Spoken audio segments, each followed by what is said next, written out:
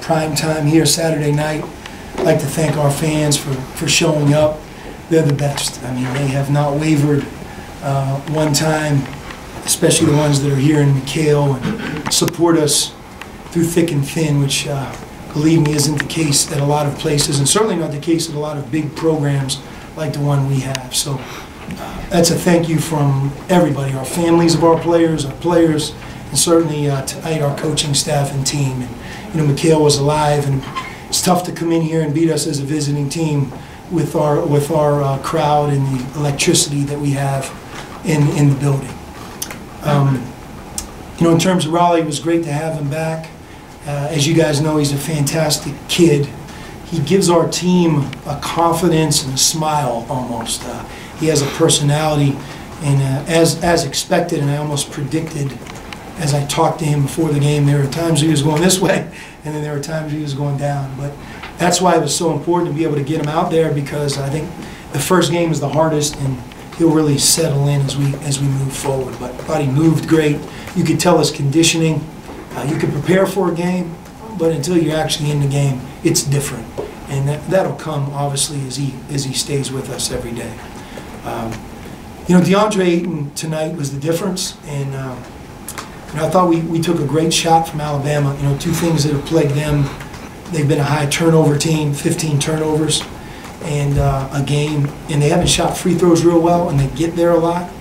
Tonight they were a great free throw shooting team, and they took care of the ball.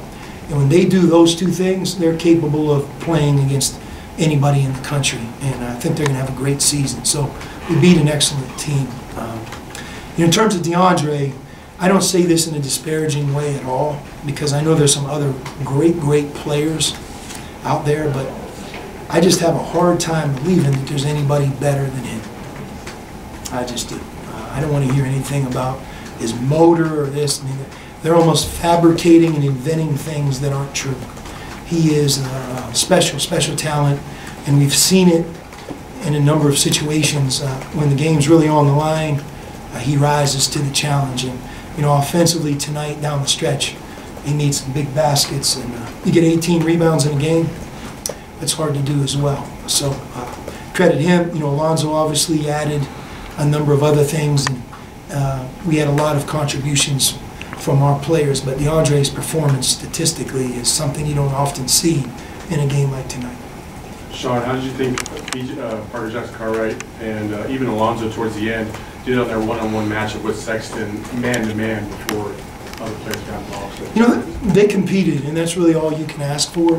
In basketball, there's too much made of who's guarding who, because the way Colin Sexton scores, it's against the team. I mean, the big guy has to stop the ball, and the team has to rotate and provide help. But all you want from the guy covering him is great effort and concentration, and we had that. You know, Parker, 5 assists, no turnovers in a game like tonight. His assist to turnover of really during his career is almost second to none. I'd say he's over 3 to 1 in the 4 years he's been with us. But, you know, as a senior point guard, he has poise. He's been in so many games like this that I think we're really comfortable with him. Can you talk about Alonzo's efficiency? He's done that all year, but this game, he had to only take 6 shots and pick and choose what he was going to do, and he did what he did.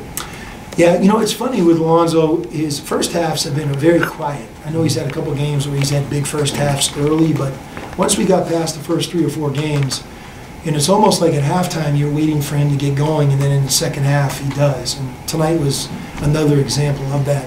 So I think it's up to us to kind of get him in the flow more often maybe in the first half. But, you know, you're right. I don't think he forced it.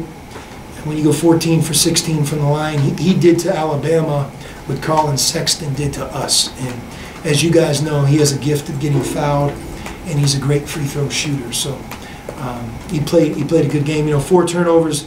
That's the thing that's plagued him here early. And but I think he'll get better as we keep moving forward. You know, tonight's hard. We dealt with this last year. You welcome back a guy that hasn't played, and everybody's excited. Our team's excited. Raleigh's excited, but everything was different tonight.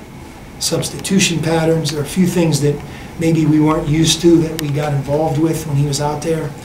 But it's nice to welcome him back, and Now it's up to us to kind of grow and become a better team with him. What kind of statement, Sean, do you think DeAndre made to all the NBA folks who are watching this game in the building tonight? You know, I don't know what statement he needs to make past this. I mean, to your point, I don't think he gets enough credit. And as I describe him, really smart, on and off the court, highly intelligent. We ask him to play 2 positions. And it's easy to take a 7-footer as a freshman and just make him the center. He guards the 4, he guards the 5. That's double the work. He knows our playbook through 2 positions. And he's getting better and better each week with it. But he practices hard, he's responsible, he takes care of business. But his ability as a player, in my mind, is unmatched. I mean, I don't really know how to describe what he's able to do because he's so skilled and yet so big and athletic. Usually there's one or the other. He has both. How does he compare? I'm curious, as someone that's been around the game of basketball really all your life, how does he compare with some of the other big men you've played with or that you've coached? Is he really in a league of his own? Or? You know, I don't know a lot of the NBA guys, but you know, you hear names that you can talk about. You know, Hakeem Olajuwon's a little bit like him because DeAndre runs so easily, and I know that's how he was. But you know, Kevin Garnett, same type of thing. But you know, I coached David West while I was at Xavier, and DeAndre is like a much bigger, more explosive David West. So just for a second, step back and think who David West is. I think he's in his 16th year. He's been an NBA All-Star, a world champion. But some of the things that remind me of David and DeAndre is both guys are really smart and had great hands. And they're efficient because they can shoot. And I think DeAndre, with his efficiency, it really allows him to score easily. But for us, we're doing a better job of getting him the ball because the other thing is he's such a good passer, and we have to keep that up. You won 3 big games here in a row. How are you like living on the edge? They've all been on the edge. You know, the one thing that I'll tell you is nobody panicked when we went to the Bahamas. I know it felt funny. You know, no one's used to us losing 3 in a row, and it isn't like that was okay. But I think all of us knew that we had a few things that we were going to get much, much better at. Some of it is we're playing a young group, and teams that are in those tournaments in November, Notre Dame, Purdue, Villanova, and we've been that team. Usually they're sprinkled with a blend of some older, really good players. And for us, we have a few of those guys, but most of our upside is with our youth. And so with that, we've gotten better since the Bahamas. And our guys have been lauded with praise. That all went away. It's a healthy reminder how quickly, when you don't win, people don't talk about you, or they don't talk about you in a positive light. So our practices have been better, and you know, sometimes it's as simple as one of our best players hasn't played yet either. And I think that as Raleigh settles in, our team has a big upside. Alonzo was saying how teams are defending him differently now in the last few games. How does having Raleigh back as another creator on the perimeter help him? It helps him a lot, and you know, I also want to give Brandon Randolph credit. Because if you quietly are following him, he has really settled into a very dependable scorer. I mean, he's made big shots, did it at UNLV, did it against Texas A&M, did it again tonight. He's doing it against some really good programs, and he's young. He's one of these young guys that I'm talking about that I think when you watch him in January and February, he's going to be that much better, that much more sure of himself. But he's becoming more and more dependable. He's improving on defense, but you know, very quietly, you know, you look at it, Brandon had 13 points and no turnovers tonight, and in a big game. With Raleigh coming back and the rotations going as they are, is that the reason why Dylan Smith maybe didn't play as much? Yeah, I mean, I told our team after the game, you know, it's we don't have things worked out. You can't judge us on tonight's game. And from them, some of the guys maybe who didn't play as much or at all, that doesn't mean it'll be like that for the rest of the year. We have to continue to figure this out. There's a gift, you know, for us to be able to do that, but it's not as easy as everybody thinks to all of a sudden 40-some practices in, game 10, okay, he's back, now make it work. It takes a little bit of time. We went through that with Alonzo last year. So those guys will all settle in, and they have to earn it in practice, and, you know, it keeps things competitive. because the guys that are going to play are going to be the guys that are doing the job every day and are giving us the things that we need to be the best team we can be. It was Emmanuel. Was that a competitive thing too, with him not playing, or he wasn't hurt? His at all? knees have been bothering him, but you know, he wasn't able to play tonight. That doesn't mean he won't play in the next game, and I think it's up to him to make it happen.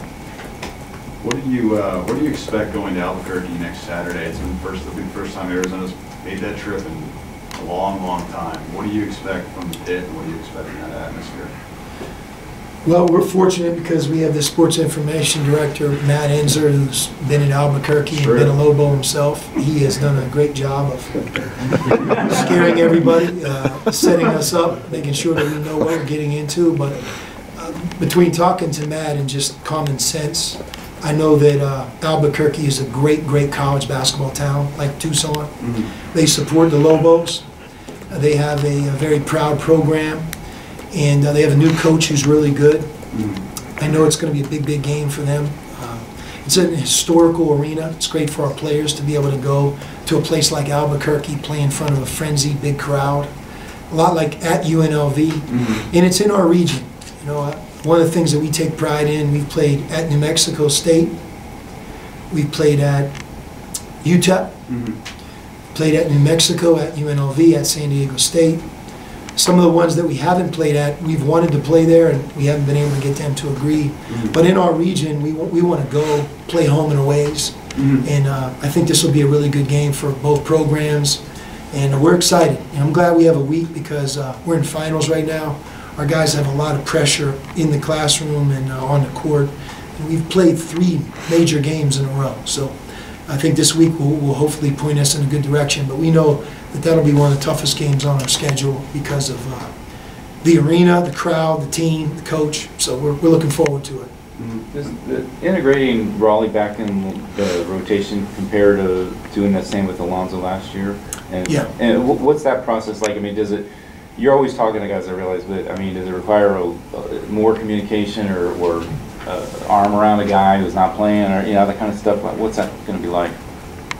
Yes. But there's a fine line. This is the University of Arizona, and not everybody gets to start and play.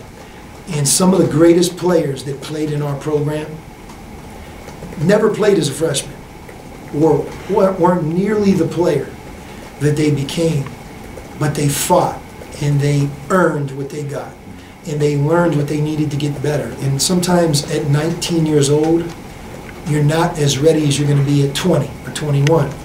So, you know, with a program like ours, you want to keep these guys practicing, getting ready. But we have a number of players that maybe a year from now could be our leading scorer, or one of our best players, or a starter.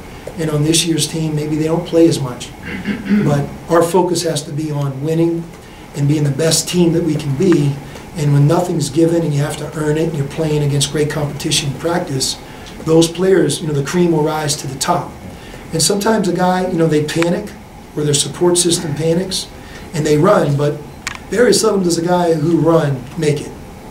And but we're counting on everybody, and like I said, you can't judge us just on today because of the circumstances. I think it'll even out over time.